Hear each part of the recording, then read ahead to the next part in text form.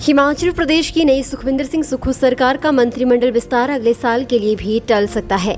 ये साल एक हफ्ते बाद शुरू होने जा रहा है। नए वर्ष 2023 में विधानसभा का शीत सत्र 4 जनवरी के बाद बुलाया जा सकता है।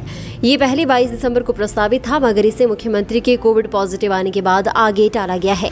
प्रदेश में कांग्रेस की सत्ता में आने के बाद अभी मुख्यमंत्री सुखविंदर सिंह सुक्खू और उप मुख्यमंत्री मुकेश अग्निहोत्री ने शपथ ली है। अभी मंत्री तय नहीं हो पाए हैं। इसके लिए क्षेत्रीय जाति और तमाम तरह के संतुलन साधे जा रहे हैं। नए मंत्रियों के बनने के बाद अन्य विधायक नाराज न हो, ये समीकरण भी बैठाए जा रहे हैं।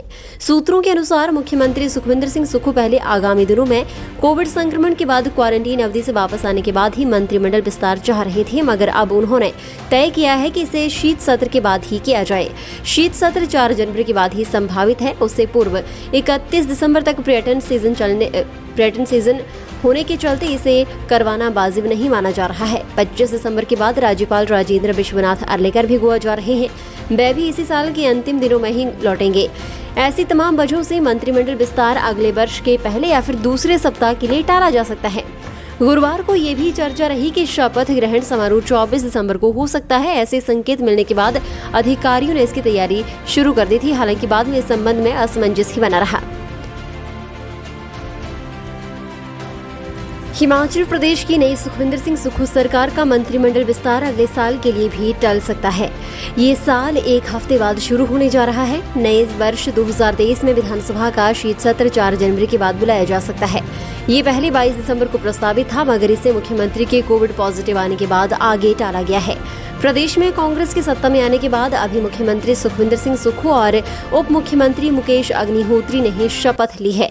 अभी मंत्री तय नहीं हो पाए हैं। इसके लिए क्षेत्रीय जाति और तमाम तरह के संतुलन साधे जा रहे हैं।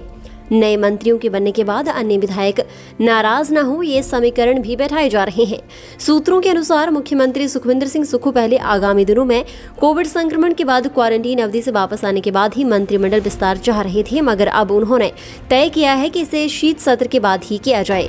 शीत सत्र 4 जनवरी के बाद ही संभावित है। उससे पूर्व 31 दिसंबर तक पर्यटन सीजन होने के चलते इसे करवाना वाजिब नहीं माना जा रहा है। 25 दिसंबर के बाद राज्यपाल राजेंद्र विश्वनाथ अर्लेकर भी गोवा जा रहे हैं। वे भी इसी साल के अंतिम दिनों में ही लौटेंगे।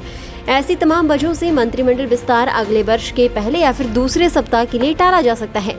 गुरुवार को ये भी चर्चा रही कि शपथ ग्रहण समारोह 24 दिसंबर को हो सकता है। ऐसे संकेत मिलने के बाद अधिकारियों ने इसकी तैयारी शुरू कर दी थी। हालांकि बाद में इस संबंध में असमंजस ही बना रहा। फिलहाल के लिए बस इतना ही, और बड़ी खबरों के लिए बने रहें न्यूज़ सुपर भारत के साथ।